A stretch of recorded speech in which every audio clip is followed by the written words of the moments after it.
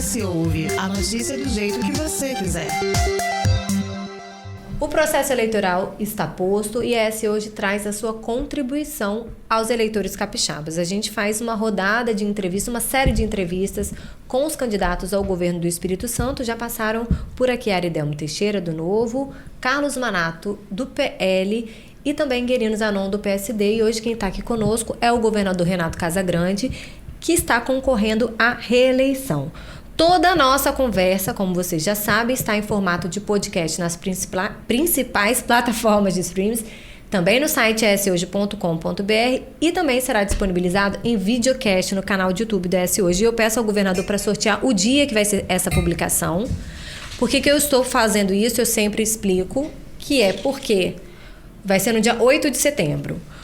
Porque como o processo eleitoral de 2022 está sendo muito rápido, são apenas 45 minutos, a gente avalia que quanto mais próxima a publicação do dia das eleições, mais beneficia um candidato, e não é esse o nosso objetivo.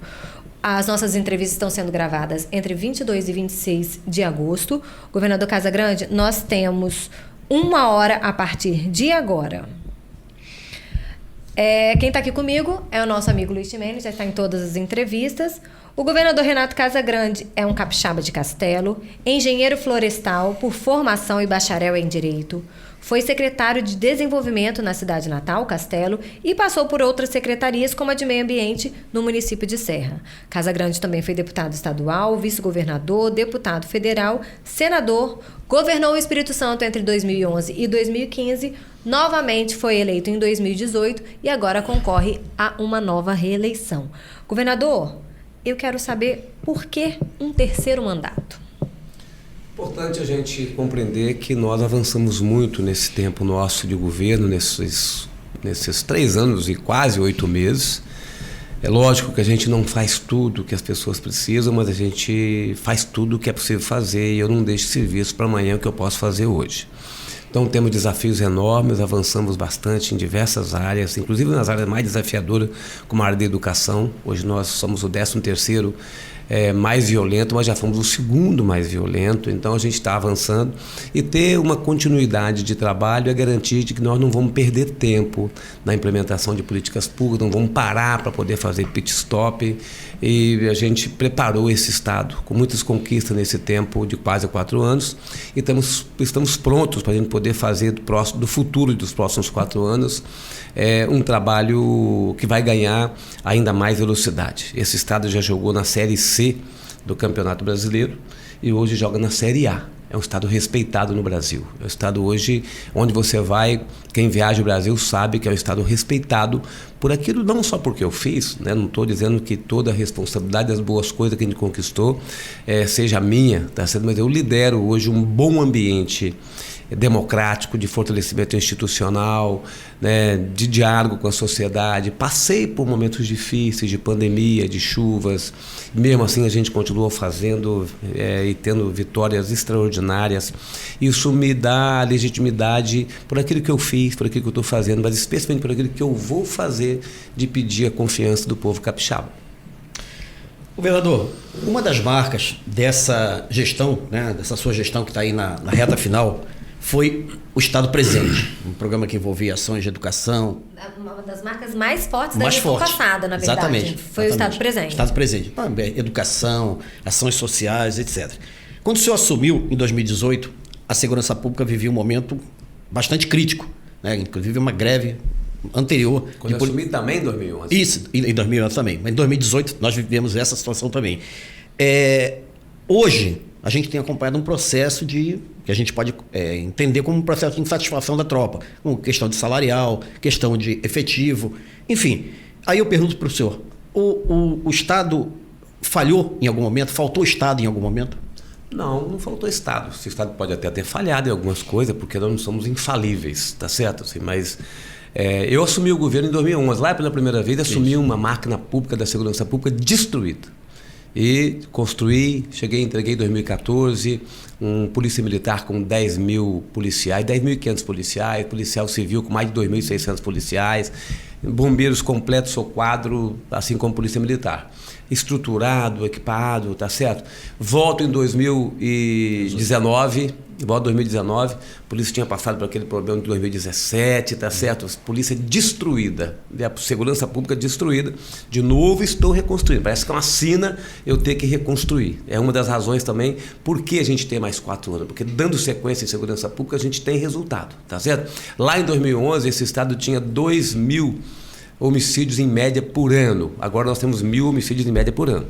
Então, segurança pública, você não pode olhar uma fotografia, você tem que olhar um filme, tá certo? Um filme. Então, na estrutura, a gente tendo continuidade de políticas públicas, nós vamos estar entre o estado menos violento nos próximos anos.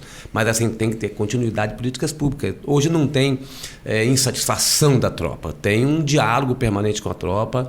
Eu estabeleci uma negociação, a valorização dos profissionais de segurança pública, que até dezembro deste ano eles estão recebendo reajuste. É lógico que não é tudo que eles precisam, que eles merecem, mas é o que era possível ser concedido. Fizemos isso no início de 2020, antes de começar a pandemia. Se a gente não tivesse feito, nem poderia ter dado esse reajuste, porque depois vieram os 2 anos de proibição por parte do governo federal de reajuste. Então, assim, tem um diálogo bom com a tropa, tá certo? A tropa está estável e está trabalhando muito. É bom eu reconhecer que a Polícia Civil, a Polícia Militar, os bombeiros estão trabalhando muito, mas muito mesmo. Bombeiros agora com o negócio de estiagem, trabalhando muito, Polícia Militar na rua, com confronto com quadrilhas, com grupos criminosos todos os dias, mas trabalhando, tá certo? E o confronto é porque nós estamos pressionando. A pressão que a gente exerce hoje dos grupos criminosos faz também eles reagir, mas estamos trabalhando muito. Eu queria ainda falar sobre, e um pouco além na questão da segurança pública. A gente vê que nos últimos anos, com dados mais fortes, mais contundentes, os trabalhadores da segurança, eles estão passando por problemas de saúde mental, por problemas como depressão e até casos de suicídio, vem aumentando muito. Em seu plano de governo, existe algum investimento voltado para a saúde desses profissionais? Na Secretaria de Segurança, temos um gerente cuidando disso, junto com a Universidade Federal do Espírito Santo, junto com o IFE, fez um trabalho de saúde do policial militar, do policial civil. Nós conseguimos reduzir muito esses problemas de saúde mental, porque nós reduzimos a pressão e ampliamos o diálogo. Assim, quando eu cheguei no governo, era um desespero. Assim, antes de eu chegar ao governo, em 2017, 2018, depois daquela manifestação, erro da polícia, erro do governo na época, a gente teve, de fato, uma quantidade de pessoas atentando contra a própria vida, muito grande. Nós chegamos no governo e nós estabelecemos, então, um diálogo, uma capacidade de dialogar com as forças policiais. E hoje nós temos problema, naturalmente, porque o trabalho policial é um trabalho estressante, tá certo? Mas hoje não tem aquela pressão que a gente tinha na Polícia Militar e na Polícia Civil mais. Na pandemia também, as forças policiais foram um braço... Importantíssimo. Exatamente. Tanto é que nós vacinamos eles primeiro. Policiais, professores, a gente vacinou primeiro, porque assim, o professor para a gente poder retomar as aulas, que era o nosso desejo, e o policial porque não podia sair da rua, né? Como é que você vai tirar o policial da rua? Então, tivemos algumas atividades, policial, servidores da área de saúde, tá certo? Assim, eles não podiam parar, então foram os primeiros que nós levamos, servidores da saúde primeiro, depois da área de educação e área de segurança pública. Eu queria só voltar um pouquinho nessa questão da primeira pergunta. Nós vivemos um momento, né, estamos passando por uma situação bastante crítica na cidade de Vitória e com eventos também que em outras regiões da Grande Vitória, mais especificamente. Eventos, violência, enfim, violência urbana, e isso coloca medo na população. A minha pergunta o senhor entende que esses eventos, e obviamente temos uma ação forte da polícia, etc.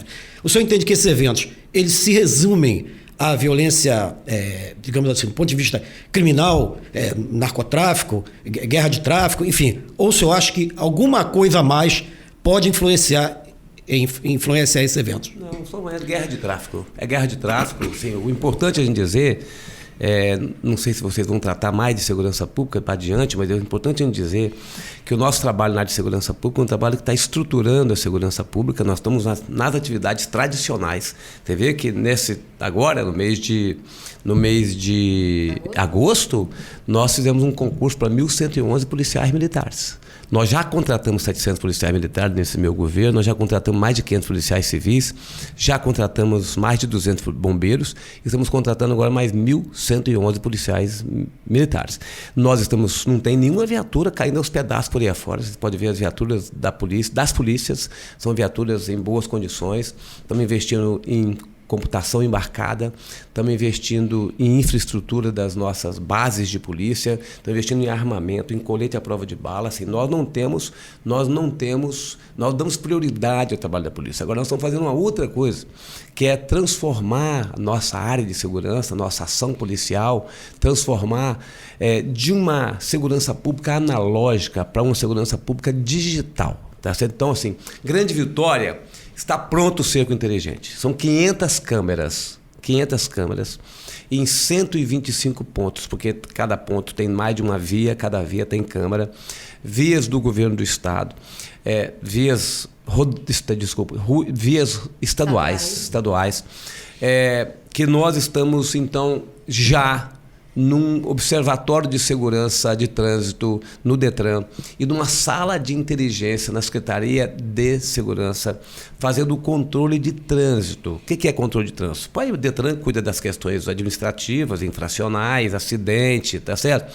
E a Secretaria de Segurança cuida da questão de segurança pública, carro roubado, carro furtado, carro clonado, carro usado por grupos criminosos. Então você tem hoje essas câmeras conectadas a um sistema de inteligência artificial que consegue rastrear todo o movimento, tá certo, de veículo, o veículo é suspeito, tá certo? Então, estamos investindo no cerco inteligente, fizemos investimento no CIAT, que é o Centro de Inteligência de Atividades telemáticas, para poder identificar movimentação financeira, telefônica de grupos criminosos. Então, é um investimento importante, um teleflagrante, que é assim, a gente poder liberar delegados e deixar, usando a tecnologia, para a gente poder liberar delegado de plantões que às vezes não tem nenhuma ocorrência, mas o delegado fica prisioneiro ali. Então, estão liberando delegados para exercer o papel mais nobre, que é o papel de investigação.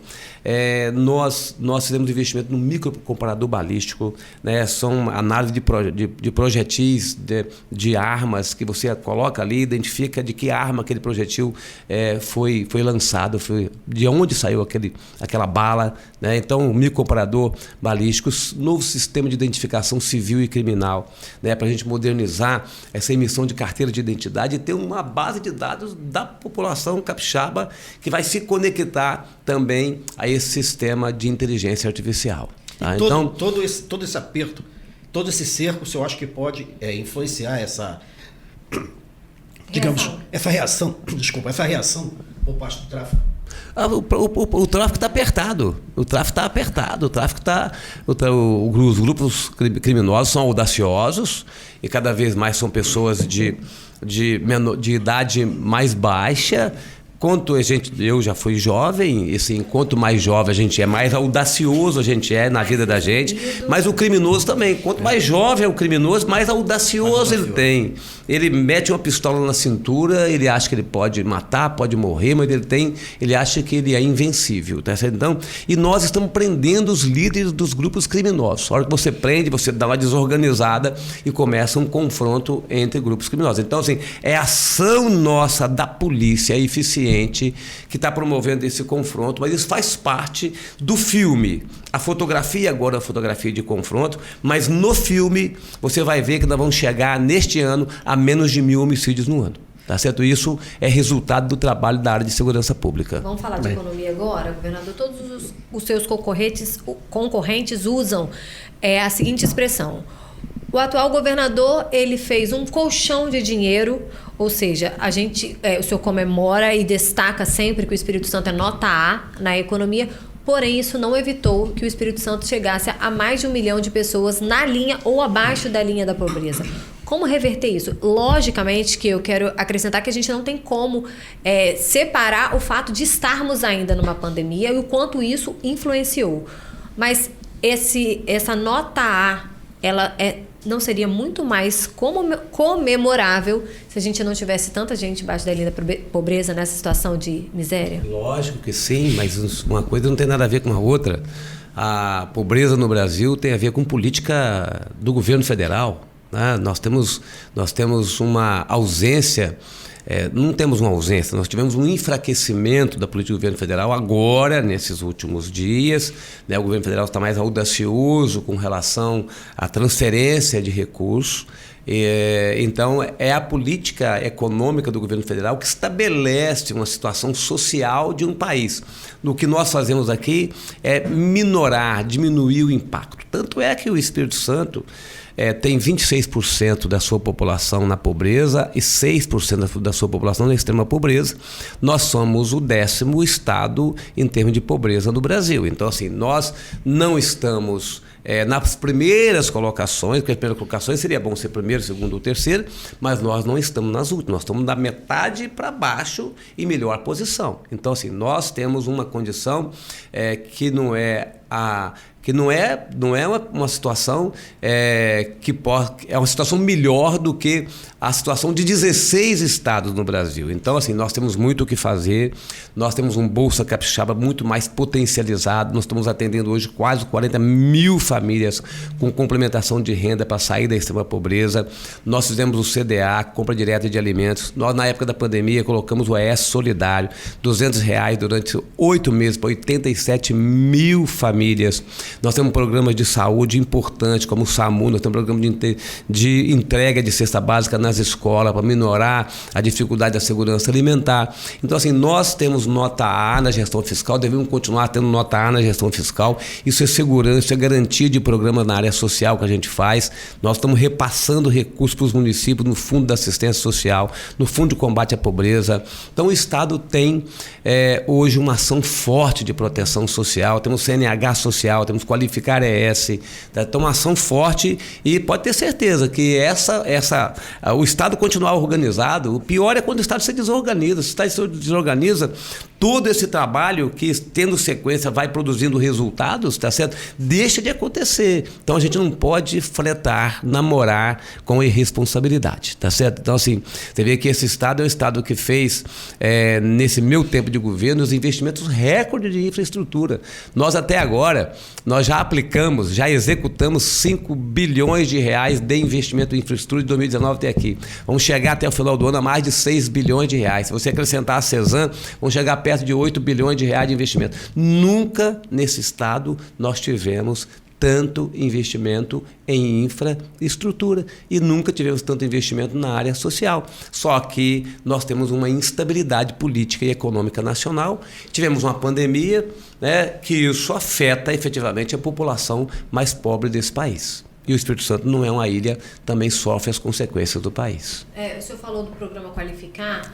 Eu queria saber como que esse programa ele oferece cursos gratuitos, cursos técnicos gratuitos. Mas com base em que são escolhidos esses cursos? Porque muita gente está fazendo, às vezes as turmas nem fecham, porque são muitas vagas disponibilizadas pelo governo, mas nem todos são absorvidos pelo mercado de trabalho. Esses cursos são os que o mercado realmente precisa? Sim, nós fazemos estudo, né, através da nossa Secretaria de Inovação e Desenvolvimento, fazemos estudos. Nós já ofertamos nesse tempo nosso de governo, nesses quase 4 anos de governo, nós já alcançamos 340 mil pessoas. Não é um programa que atinge 1.000 pessoas, 2.000 pessoas, 10.000 pessoas. Nós atingimos 340 mil pessoas, tá certo? E o programa Qualificar não é só para a pessoa arrumar emprego, é para ela empreender. Tanto é que tem alguns cursos que a gente oferta o kit para começar o seu negócio, tá certo? Então, assim, lógico, você tendo uma qualificação, você tem o passaporte para o emprego, mas a qualificação também é o passaporte para você empreender. Eu conheço diversas pessoas que fizeram o curso Qualificar, estão empreendendo, tá certo? E estão melhorando de vida, tá certo? Então, é um passo uma atitude belíssima que as pessoas tomam, porque nós temos hoje um estado que tem 8% de pessoas desempregadas, uma taxa bem menor do que a taxa do Brasil, que chega perto de 10%, mas nós temos, às vezes, necessidade de mão de obra, essa mão de obra está desqualificada. Então, qualificar mão de obra em cursos rápidos como esse, 120 horas, 200 horas,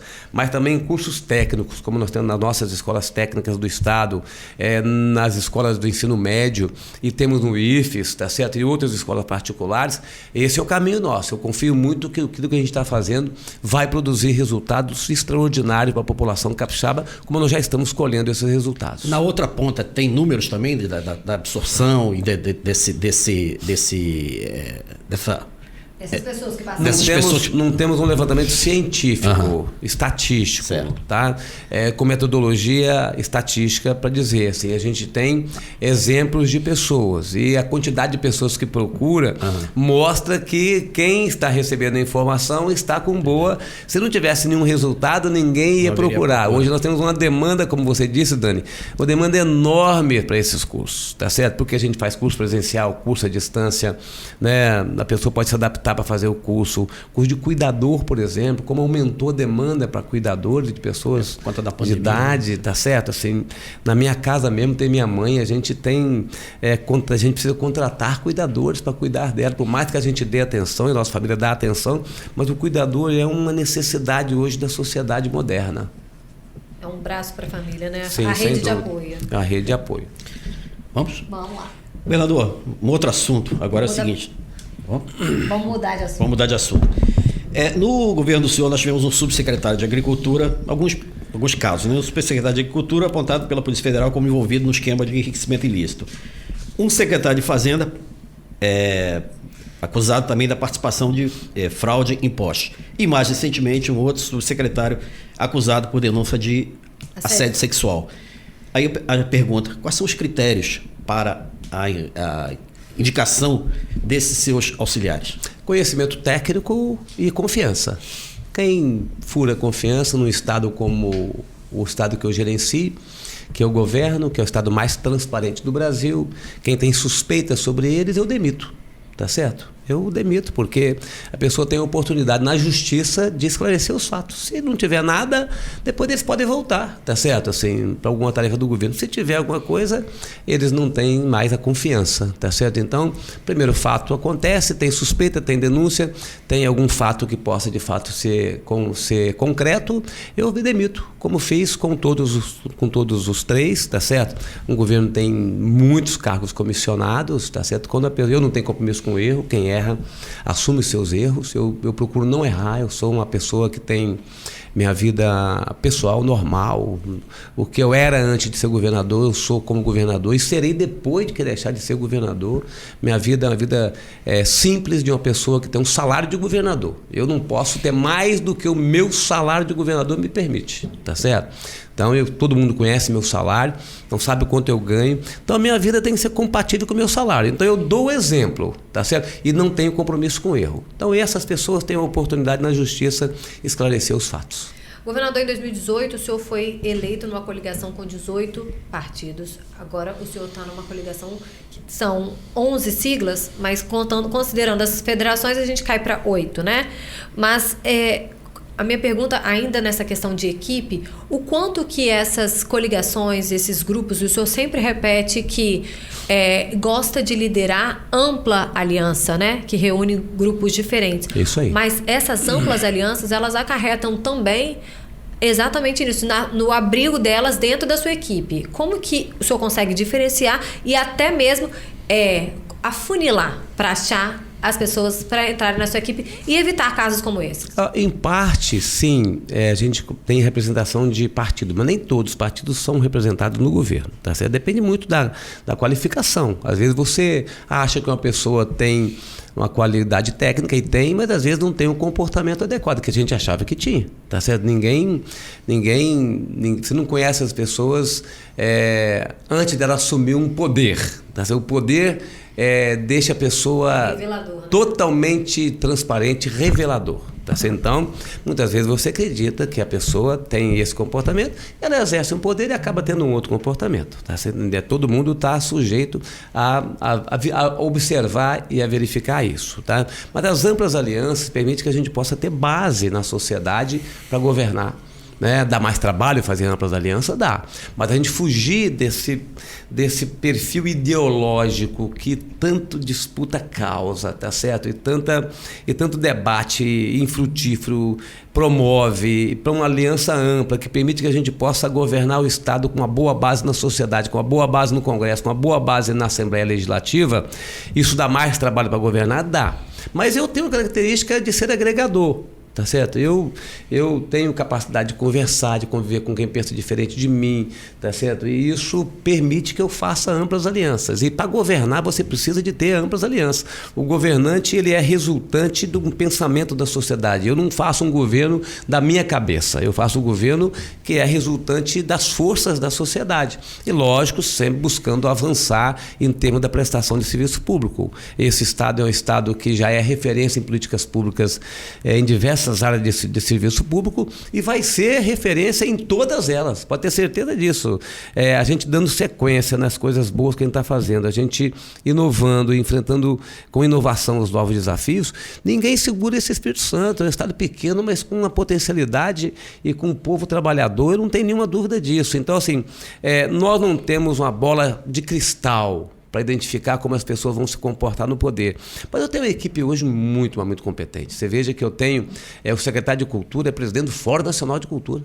O secretário de Saúde é presidente do Fórum de Secretário de Saúde.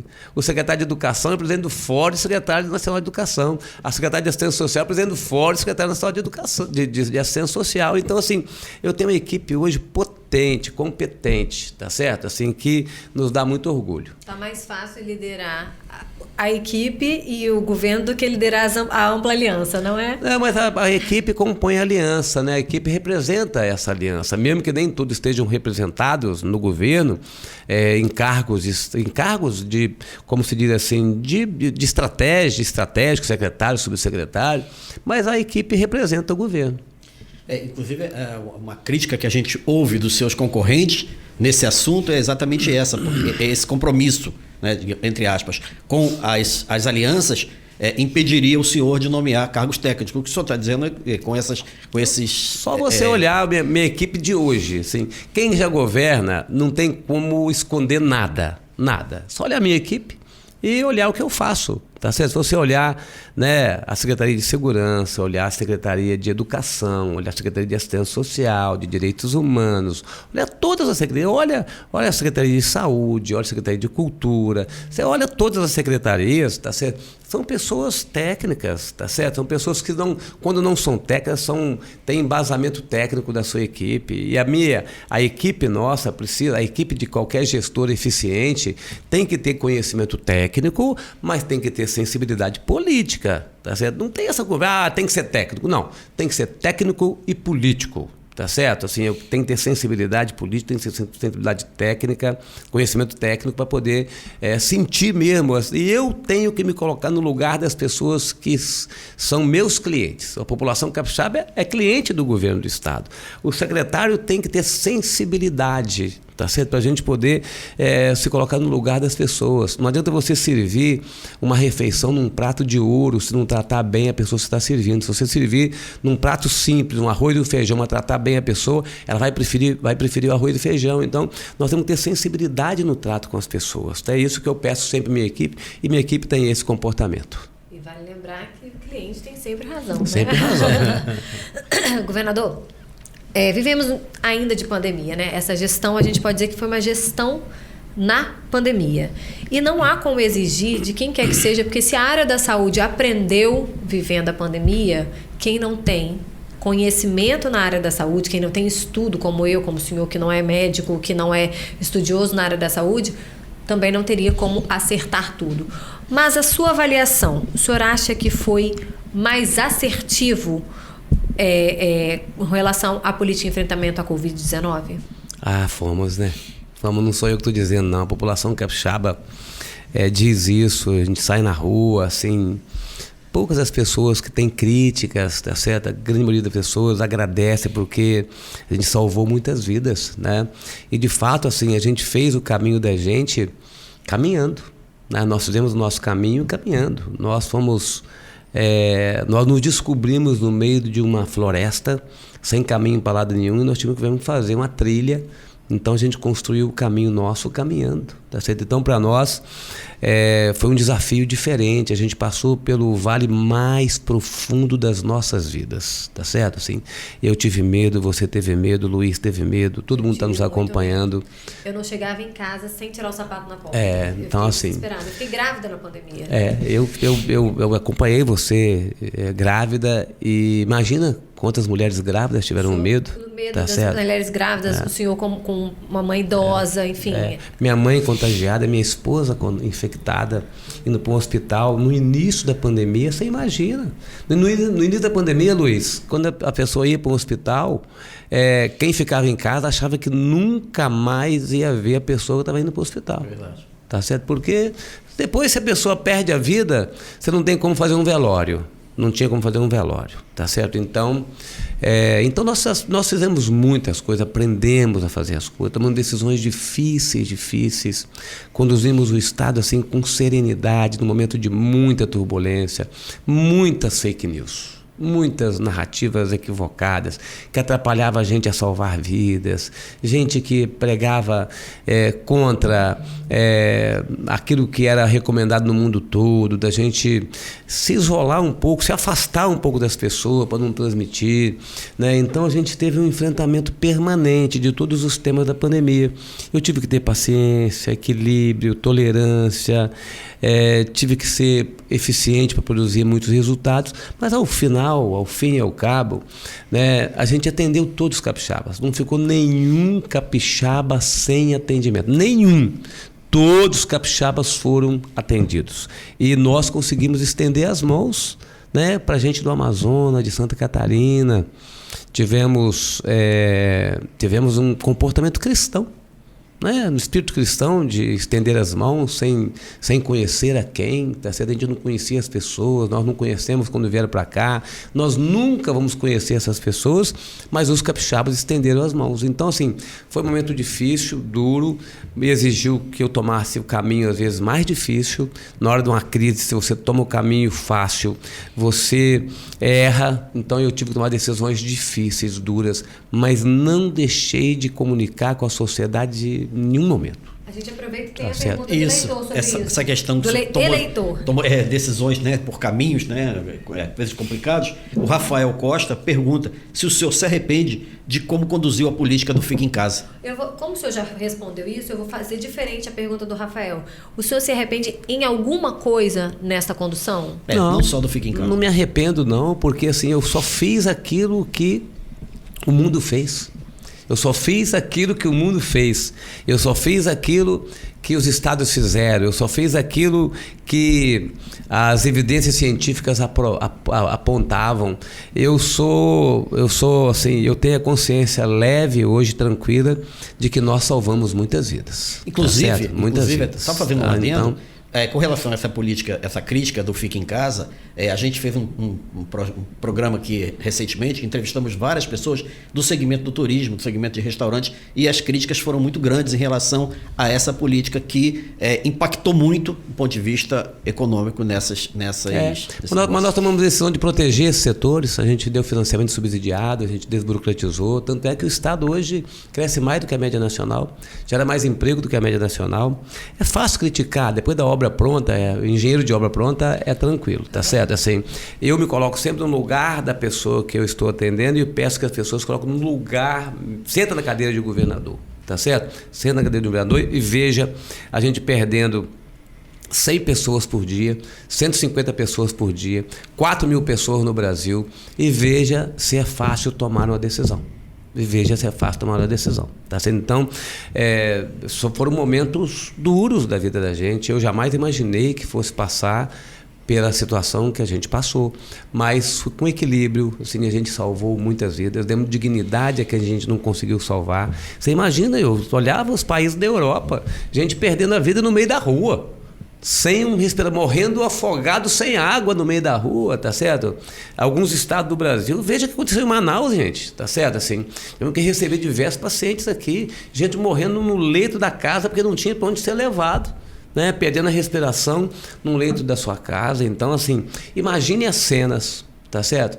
E veja se as nossas decisões foram fáceis. Tá certo? Então, nós tomamos decisões corretas na hora certa e salvamos a vida dos capixabas. O mais importante é salvar a vida dos capixabas e nós salvamos a vida dos capixabas. A economia, nós protegemos na época. Foi o estado que fez o maior fundo de proteção ao emprego do Brasil. Fomos nós aqui, 250 milhões do governo do estado para financiar a empresa com taxa Selic. Tá? Demos empréstimo para o microempreendedor até R$5.000 sem nenhuma taxa, custo zero, nem Selic tinha, tá certo? Então tanto é que nós estamos recuperando mais rápido do que o Brasil pelas medidas que a gente tomou na hora certa. Eu vou até mais fundo nesse assunto, até questão até de bastidores, né? Lá atrás, daquele problema da vacina, que compra vacina, não compra vacina, tem vacina, não tem vacina, a gente viu que o governador de São Paulo, de certa forma, meio que atropelou o processo e de certa forma, ou queira ou não, influenciou o processo de vacinação. Em algum momento o senhor pensou também da mesma forma em tentar sair pela tangente das ações impostas ou propostas pelo Ministério da Saúde? Não entendi, Luiz. Desculpa. Porque, viu? na verdade, o governador de São Paulo, quando estava naquele problema de vacina, o que ele propôs? Ele propôs usar a Coronavac e aplicar a Coronavac na população e, de certa forma, isso influenciou a compra de vacinas, enfim, a absorção pelo Ministério da Saúde. Em algum momento o senhor pensou em fazer a mesma coisa, em tentar... Nós compramos vacina Coronavac, nós compramos 500 mil vacinas, tá certo? O estado foi um exemplo na vacinação, então a gente comprou porque a gente sabia que a vacinação era a nossa liberdade. Mas pelo Ministério da Saúde, essas compras foram... Não, nós compramos diretamente do Butantan 500 mil. Um dos poucos estados a comprar vacina.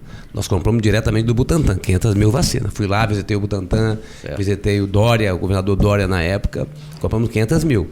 E recebemos a vacina do Ministério da Saúde. Sim, mas quando o senhor comprou, o Ministério da Saúde já estava distribuindo. Já estava distribuindo. E o que o Luiz Chimenez está falando, que no governo de São Paulo ele iniciou, na verdade, né? Exatamente. Sim, mas iniciou na hora que estava também começando a vacinação no Brasil, tá certo?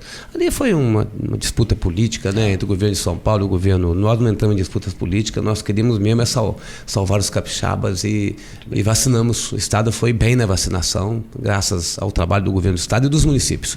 E agradecer, nós estamos tratando de um tema, a gente vai esquecendo das coisas, mas não pode esquecer, momentos como ele não pode esquecer. Agradecer muito os trabalhadores da saúde, muito mesmo, tá certo? Porque aproveitar esse momento que a gente está discutindo esse tema, por mais que seja para cá ou para lá o resultado eleitoral, a gente tem que ser grato quem colaborou conosco. Os servidores da saúde colaboraram muito conosco, eu falei com o governo, não, com os capixabas.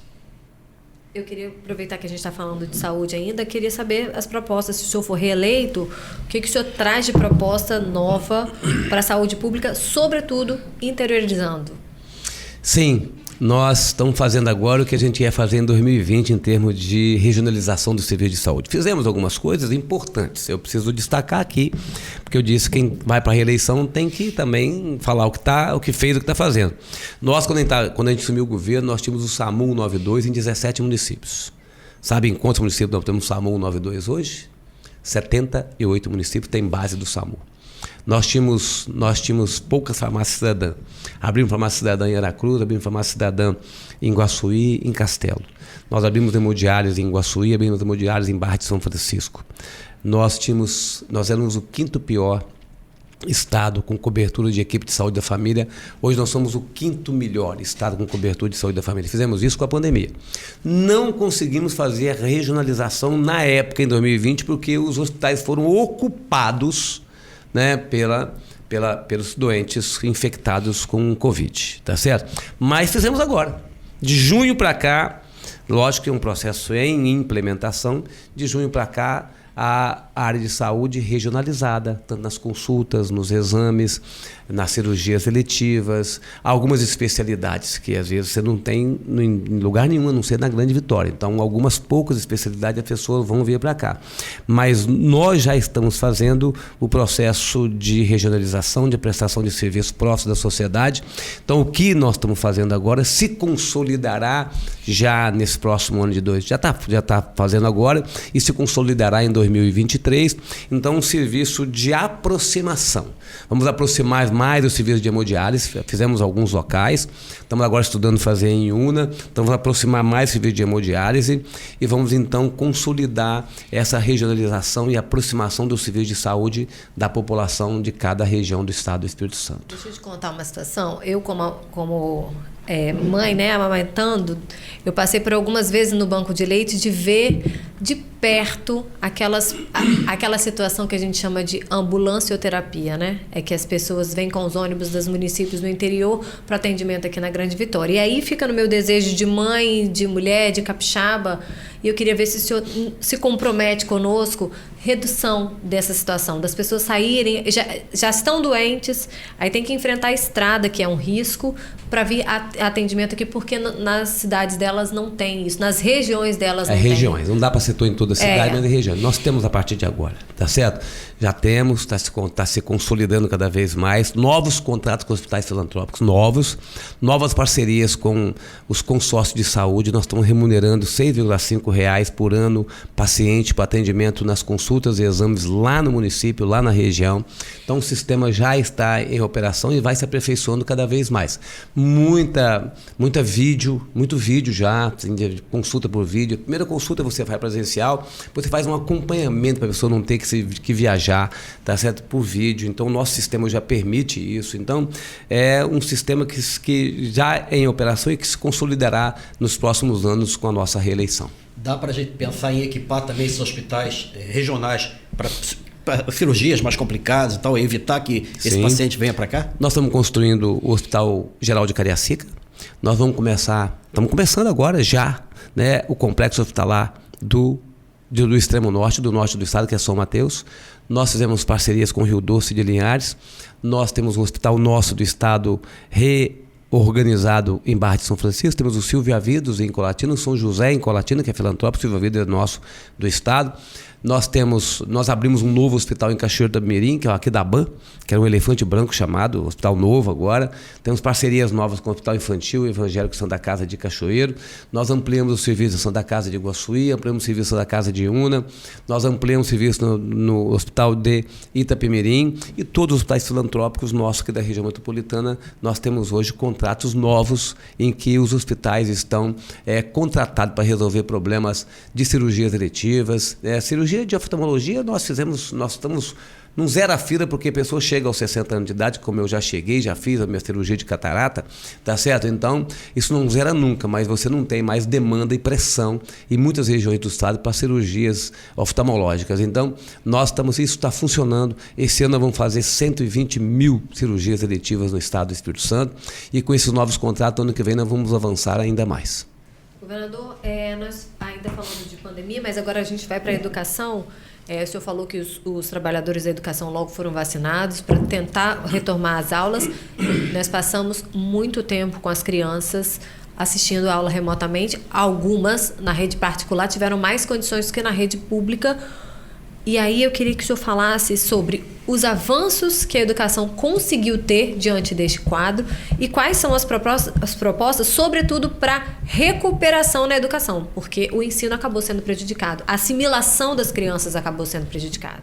Veja bem, foram momentos duros para a educação também. A pandemia permitiu que a gente reestruturasse muito a área de saúde, a área de educação sofreu muito, mais de um ano com as crianças afastadas, e é bom lembrar aqui que o Espírito Santo foi o primeiro estado a voltar com aulas presenciais.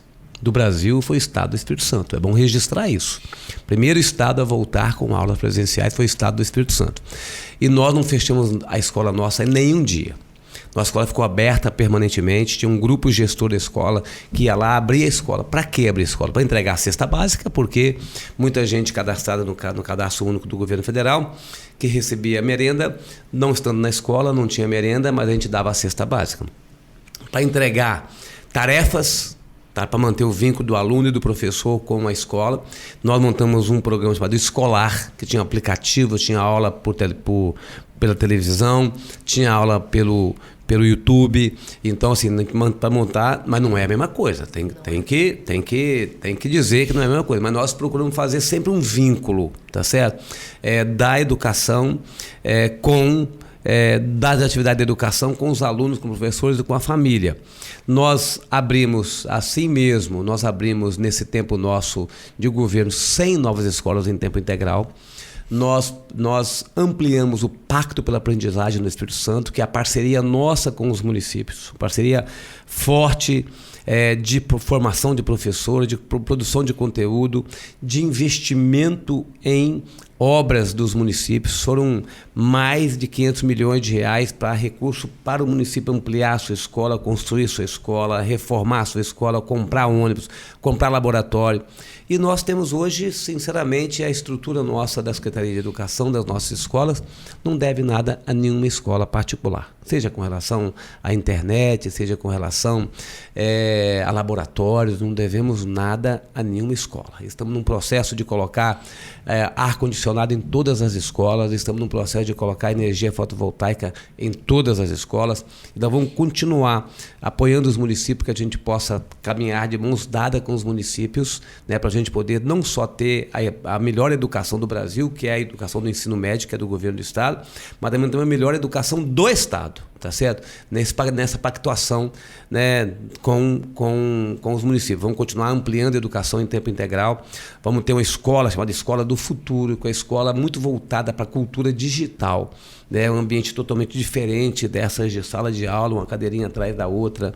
Então nós vamos avançando muito na integração de aluno e professor, para que o aluno saia dali de fato preparado, né, nesse ambiente totalmente digital e horizontal que a gente tem da sociedade. Escola Cívico-Militar é um projeto, o senhor abraça esse tipo de... A gente apoia os municípios, né, nesse trabalho, a gente tem apoiado os municípios, não temos plano de escolas estaduais, mas os municípios que quiseram Montanha, Nova Montanha, Viana, Cariacica, onde tem, a gente apoia com os nossos militares. Além da infraestrutura, a gente tem que pensar também no material humano para esse trabalho.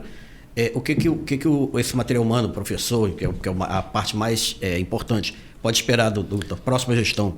A continuidade daquilo que a gente está fazendo. A gente está fazendo um trabalho dentro do Centro de Formação de Professor, do CEFOPS, né, de formação permanente dos professores, dando oportunidade para mestrado, para doutorado, que é bom para a carreira do professor, e valorização. A gente valorizou, nós demos reajustes salariais, pagamos bônus, abono, pagamos bônus de desempenho, abono, tá certo, assim, para a gente poder valorizar cada vez mais esses profissionais.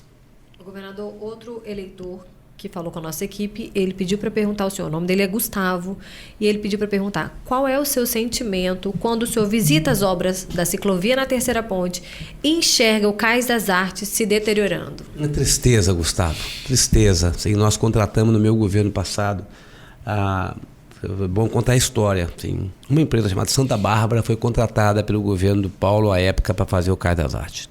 Essa empresa teve problema. Ela foi e abandonou a obra. Por problemas fora daqui, não foi problema no Espírito Santo.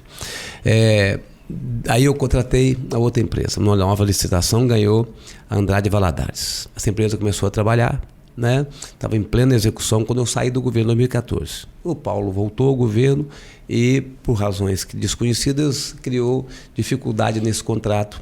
E esse contrato, então, virou hoje um emaranhado jurídico, tá certo? Não conseguimos, tudo que vai para a justiça, nesse tipo, a empresa entrou na justiça, ganhou do governo do Estado, então está um emaranhado jurídico. Nós estamos num processo de negociação com o Tribunal de Contas, com o juiz, né, que está com a causa, ver se isso tem tempo que a gente está nesse processo de negociação, ver se a gente consegue sair desse emaranhado. Então, aquilo que começa errado é difícil acertar. Então, me sinto sim, triste por não ter dado sequência, mas eu tenho certeza que a gente está perto de fechar um entendimento para a gente conseguir retomar as obras. Era isso que eu ia perguntar. Então, ainda precisa desse entendimento para Precisa poder desse que entendimento, porque está na justiça. Está na justiça e virou uma situação complexa, tá certo? Não é uma situação que a gente resolve com facilidade, porque porque nós estamos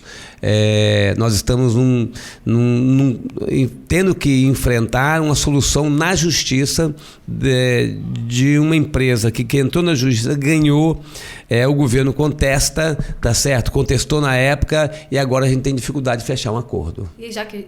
Quer Não, falar? pode. Eu ia voltar, já que ele fala das obras da ciclovia da Terceira Ponte, né? A Ciclovia da Vida, o senhor podia falar um pouco dessa obra? Aí só alegria, né?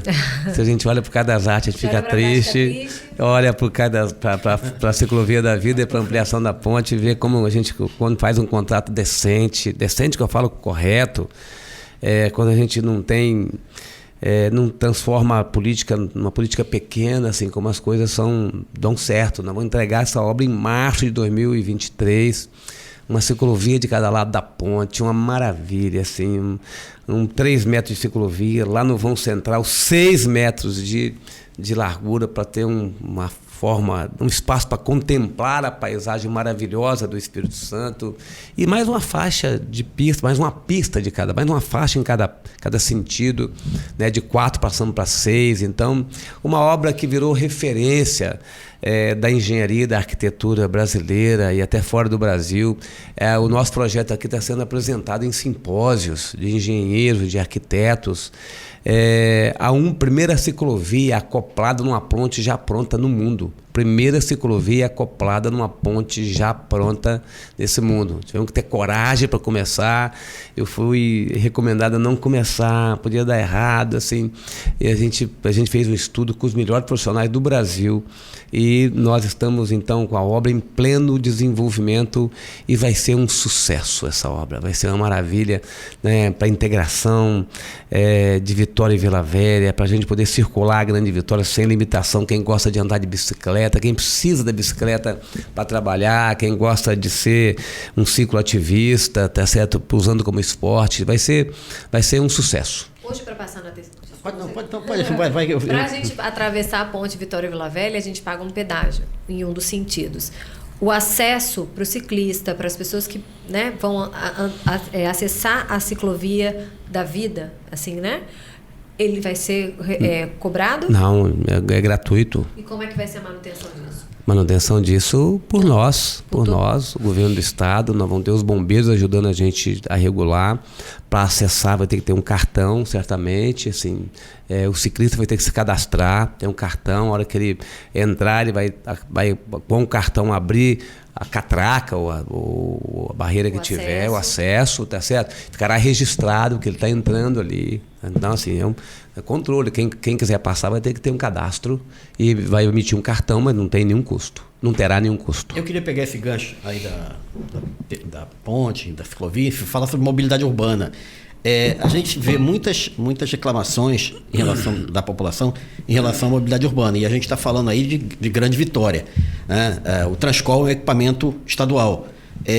A gente viu tem acompanhado intervenções aqui na rodovia das Padeleiras, aqui no cruzamento aqui da BR-101. Enfim, o que a população pode esperar para melhorar a sua mobilidade em alguns gargalos que tem? Por exemplo, Vitória é um gargalo. Então, a população que quer sair da parte da serra, por exemplo, para chegar em Vila Velha, para chegar em Cariacica, passa por um gargalo. Como é que a população pode entender que o Estado pode melhorar isso? O aquaviário é uma solução? Como é que está essa situação? Nós já resolvemos alguns gargalos, vamos resolver muitos outros, né? Você disse aí, quando chegou no governo, a gente fez a Leitão da Silva, né? Estava parada essa obra. Eu comecei a obra, ficou 4 anos depois parada, eu cheguei em 2019 e resolvi, tá certo? Depois nós fizemos o Portal do Príncipe, deu velocidade ao trânsito ali. É um gargalo, mas demos velocidade ao trânsito no Portal do Príncipe e requalificamos aquele ambiente. Você passa no Portal do Príncipe hoje à noite, ó, gente praticando esporte, gente se apresentando com atividades culturais, está sendo uma maravilha. Fizemos a reta do aeroporto, a rodovia das Paneleiras, uma faixa mais de cada lado, ciclovia e passeio. Estamos fazendo agora o viaduto e a outra etapa até o viaduto de Carapina. Se você seguir ali em frente, você vai ver que lá na Abdo Saad, lá em Jacaraípe, a avenida já está requalificada. Estamos fazendo o contorno de Jacaraípe, que liga o terminal de Castelândia até Nova Almeida. Nós estamos fazendo a ponte, como nós acabamos de falar sobre ela aqui. Nós estamos fazendo 2 viadutos na Darli Santos, quem liga da leste a oeste da Darli Santos. Então, 2 viadutos já contratados, a empresa começando a fazer aquela obra ali. Estamos fazendo a 388, que liga lá ao Aeroclube de Vila Velha, lá na região 5, até Amarelos, na BR-101. Estamos fazendo 9 estações de bombeamento de águas pluviais e galerias na região de Vila Velha, que vai, época de chuva, não vai interromper trânsito, não vai ter mais aqueles alagamentos que impede o fluxo de veículos, tá certo? De pessoas. Então, vamos resolver um problema de alagamento em Vila Velha que sonha desde quando Vasco Fernando Coutinho chegou aqui, tá certo? Então, nós vamos resolver esse assunto, amenizar, né? Se for dizer que resolver, é no sentido de a gente, de fato, dar fluxo à água e a água sair do bairro, de dentro da casa da pessoa, do bairro da pessoa. E nós estamos modernizando a frota do Transcol. Quem modernizou o Transcol foi lá até 2014, quando estava no governo, e nós chegamos, já compramos 600 ônibus novos, tá certo? Com Wi-Fi, né? Com aplicativo. Nós assumimos, nós ampliamos o Transcol em Vitória. O serviço de Vitória era de má qualidade, tá certo? E a gente está colocando ônibus novos, tá certo? No serviço aqui em Vitória. A gente levou o Transcol para Fundão. No meu governo passado, eu levei até Setiba, em Guarapari, levamos para Fundão, integramos Viana. A Viana queria terminar, mas a tecnologia permitiu que a gente integrasse Viana. A pessoa desce num ponto, tem meia hora para se integrar com a mesma passagem num outro ponto do outro lado da via. Então, assim, o sistema de transporte público é uma reclamação permanente, porque, naturalmente, eu não posso dimensionar o transporte público para que todos viajem sentados na hora do rush, na hora da demanda maior. Senão o custo ficaria elevado demais e o cidadão não teria condições de pagar. Mas, assim, o que importa é dar velocidade. Por isso que a gente quer avançar em alguns locais em que os prefeitos querem, em Vila Velha e Serra, por exemplo, Vitória não quer, em vias exclusivas para ônibus, tá certo? Onde o prefeito quiser, nós avançaremos nos próximos governos. Essa nós não avançamos porque a gente tinha plano de fazer em Vitória, mas o prefeito de Vitória não topou fazer a via exclusiva, então nós refizemos nosso projeto para Vitória e para Serra e vamos retomar agora em Vila Velha vias exclusivas para os ônibus. Eu queria falar agora de meio ambiente. A gente está chegando no final do nosso tempo, né? Um pouco mais de 54 minutos já se passaram. Queria que o senhor falasse sobre a questão da crise hídrica. O senhor, um pouco antes de assumir, nós vivemos uma crise hídrica. Quando o senhor assumiu, teve aquela chuva que foi fora do normal, como o senhor chegou a dizer lá em Conha, isso parecia um pesadelo, né? Aquilo ali virou a cidade de cabeça para baixo, coisa que o capixaba realmente nunca tinha visto. E aí veio a pandemia, enfim. Mas a crise hídrica, nós novamente, nos últimos tempos, o seu governo decretou, né, uma atenção, estado de alerta. Um estado de alerta para esse risco. Qual é a sua preocupação diante disso? Nós estamos com precipitação baixa, né, de chuvas, tá certo? Isso já tem causado transtorno aos pecuaristas, em especial. O animal já tem morrido, não pela falta de água, engraçado isso, né? Mas por falta de alimento, porque tem água, mas o frio foi tanto que queimou o capim. Tá certo? E então o animal não tem mais alimento. Tem água, mas não tem alimento.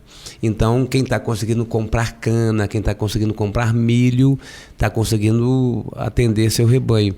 Então, assim, o que nós estamos fazendo é fazendo obras, barragens, tá certo?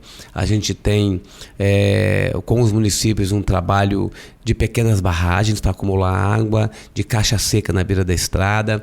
Nós temos um trabalho de grandes barragens para acumular água.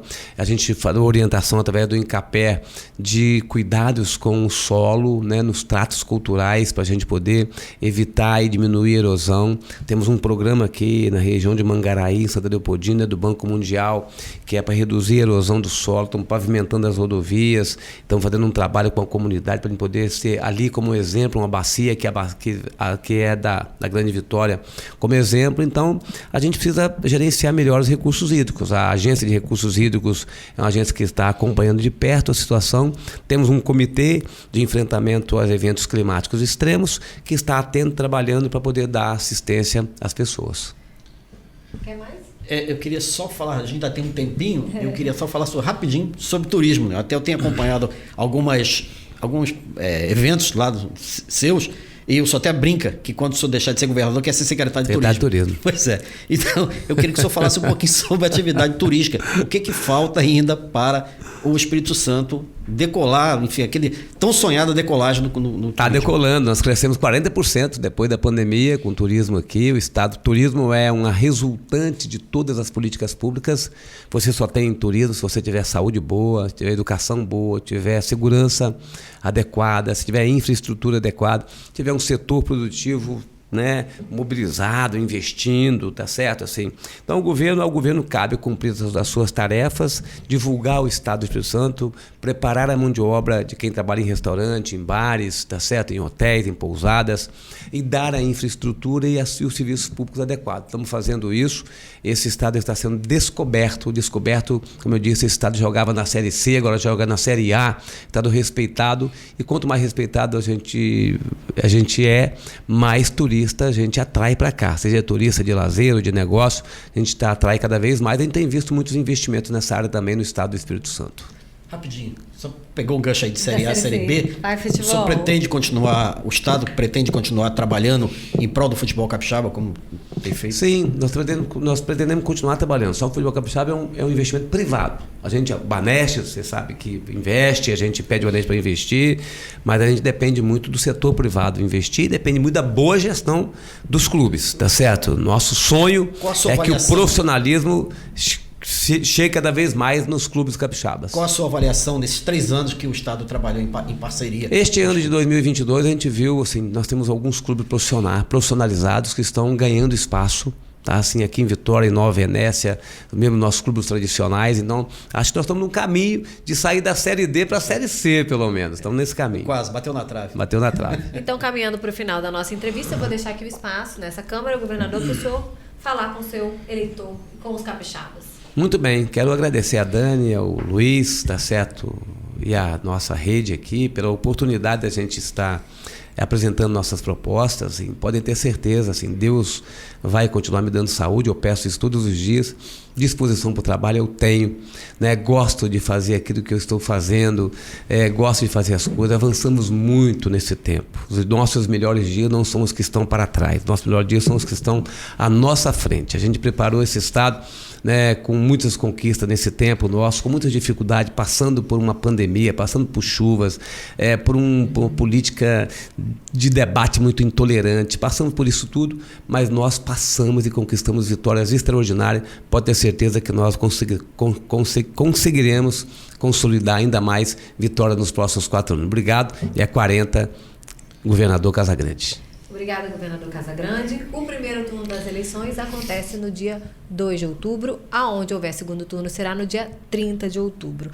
Os capixabas, os eleitores, vão votar este ano para governador, senador, presidente, deputado federal e deputado estadual.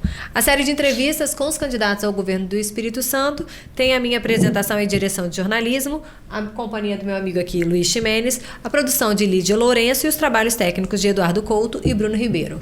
Até a próxima!